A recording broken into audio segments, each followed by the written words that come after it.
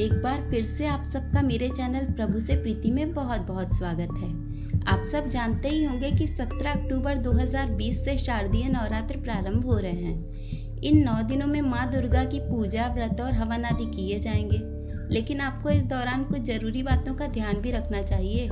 मार्कंडेय व देवी पुराण के अनुसार पूजा और व्रत उपवास नियम के अनुसार ही करने चाहिए, वरना इनका फल नहीं मिल पाता है।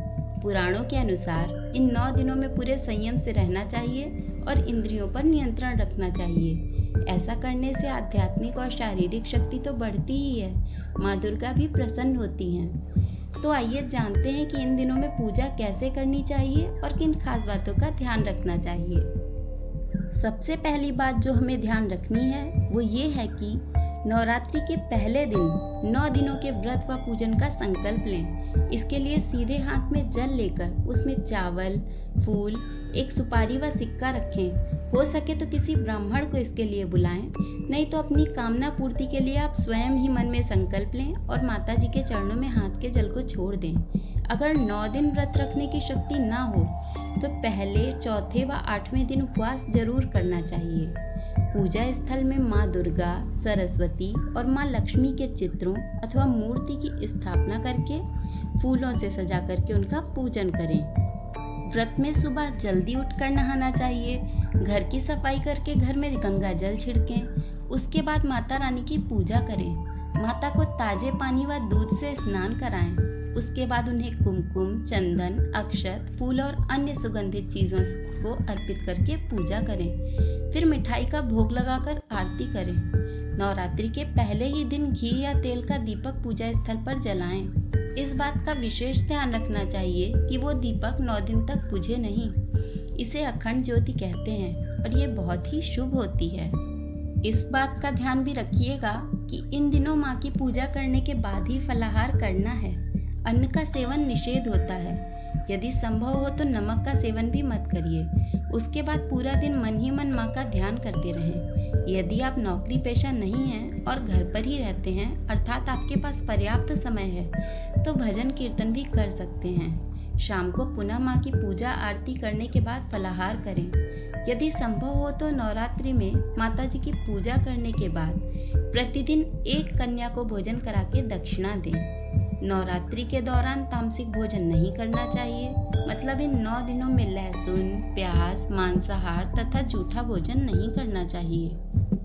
इसके अलावा नवरात्रि के दौरान न तो बाल एवं नाखून काटने चाहिए और न ही दाढ़ी बनवानी चाहिए। तेल मालिश भी नहीं करनी चाहिए। व्रत के दौरान दिन में सोना भी वर्जित होता है। वैसे तो झूठ बोलना सदैव गलत होता है, पर इस समय भूल से भी झूठ नहीं बोलना चाहिए, अन्यथा व्रत के फल का नाश होता है और कोई फल नहीं मिलता। गुस्सा करने से बचें। मन में किसी के भी प्रति गलत भावना न आने दें। नवरात्रि का ये व्रत बीमार बच्चों और बूढ़ों को करने के लिए उन पर दबाव न डालें, क्योंकि उनसे व्रत के नियमों का पालन नहीं हो सकता है। नवरात्रि के दिनों में प्रतिदिन 108 बार माँ के मंत्र का उच्चारण करें तथा इन दिनों में दुर्गा सप्तशती का पाठ भी अवश्य करें। इस बात का सदैव ध्यान रखें कि माँ दुर्गा को तुलसी दल और दूर्वा चढ़ाना मना है, अतः भूले से भी उन्हें कभी ये दोनों चीजें ना चढ़ाएं। माँ के पूजन में सदैव लाल रंग के आसन का प्रयोग करना चाहिए। आसन ऊनी हो तो और भी शुभ होगा। माँ के पूजन के लिए कलश की स्थापना शुभ मुहूर्त में ही करनी चाहिए तथा कलश के मुंह को कभी खुला नहीं रखना चाहिए। पूजा करने के बाद माँ को दोनों समय लौंग व बताशे का भोग भी जरूर लगाना चाहिए तथा नवरात्रि के आखिरी दिन घर में रखी पुस्तकों, वाद्य यंत्रों तथा कलम आदि की भी हम लोगों को पूजा करनी चाहिए। तो मित्रों, ये थी वो विशेष बातें जिनका ध्यान रख के हम अपने व्रत और पूजन का पूरा फल पा सकते हैं। तो अब से आप भी माँ की पूजा करते समय इन बातों का ध्यान जरूर रखें। माता रानी प्रसन्न होकर आपकी हर मनोकामना जरूर पूरी करेंगी।